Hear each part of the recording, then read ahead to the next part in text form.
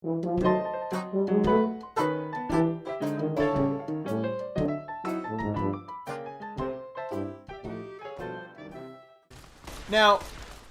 that's an interesting point that you brought up, because I'll say that in the Fallout, or in Bethesda games actually in general, I find that more specifically Fallout 3, I'll have a specific sort of tale about that, but I find that I accidentally skip parts of the story. And are you a fan of that, or are you more of a fan of you have to be dragged along? And I'll give an example. So in Fallout 3, and I saw Fallout 3 played. My friend had it before I did, and I remember watching him. He just got out of the vault, or he'd playing for a couple of hours, so he was still in the area of the vault, sort of like playing in that area, and he was running around, and he was like, and Megaton and stuff like that. But I remember watching him go to Rivet City, so I wanted to go to Rivet City. I'm like, I want to go there. I want to, because I'm like, I want to become rich because it's a city. Yeah. I'm poor. I have no salvage. I have no quest. I have nothing. So I want to go there. Yeah. So I struggled my way all the way, right away. Didn't even go to Megaton yet. Struggled my way all the way to Rivet City.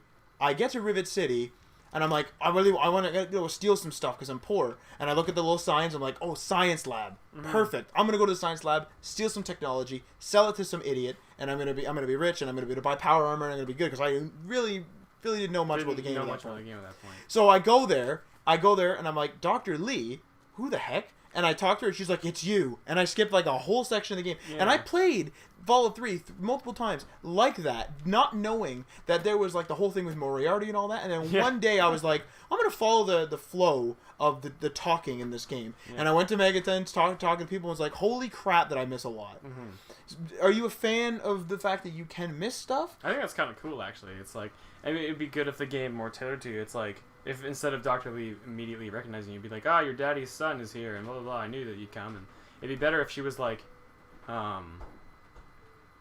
be like, oh, how did you find me? Like, that sort of thing. Like, she recognized. It would be a bit more contextual, you mean? Like, she'd be more surprised. Which I guess she was pretty surprised saying it's you. But I was even puzzled at that point. But, like, I think it's cool that you can completely skip things. And it will actually, like, cut out that part of the game. Like, it's not like the game will screw up and will, like, still, like, drag you to Moriarty's to find your father after actually finding him and stuff like that. So it's pretty cool that you can do that. Like, that's what makes the game open world, right? Is that you can do that sort of thing. Now, coming back to just, like, the overall openness of the Fallout series and other games like that, we're noticing... Damn it, Malcolm! We're noticing... don't follow me, you'll live longer. That's interesting. But we're noticing, just in games in general, we're noticing that a lot of games are becoming sandbox. A lot of them are becoming open world with these new consoles, the PS4, Xbox One, and as well as, obviously, more powerful PCs.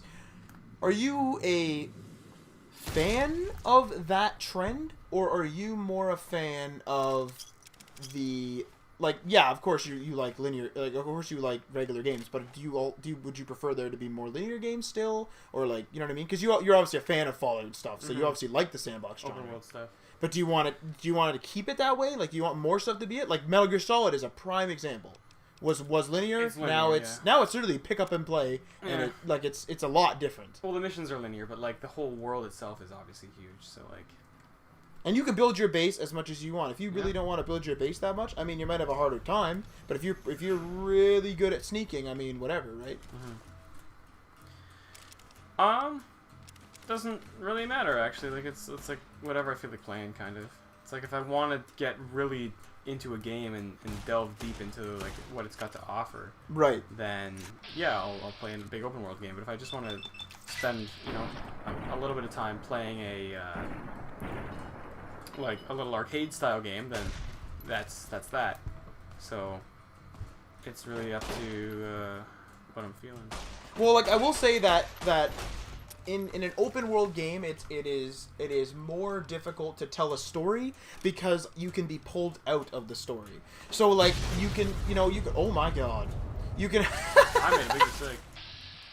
But you can have the like you start out the game, you start out Fallout 4 as an example in what I would guess is a more linear fashion. You're being taken through like the quest in the vault, you're being taken through all that stuff and whatever else, and then all of a sudden you're dropped into the world. Maybe you're introduced to a few game mechanics here and there, but you can be taken away from the main story, because you can just go and be like Codsworth might mention something about a town, you may be like, oh, town, and then you're taken away on this massive thing away from the story, working with raiders, doing whatever, doing a bunch of quests. So it's like harder to tell a true story. And then when you could come back literally like 100 hours later and start doing the main quest. Yeah, like that's cool with me.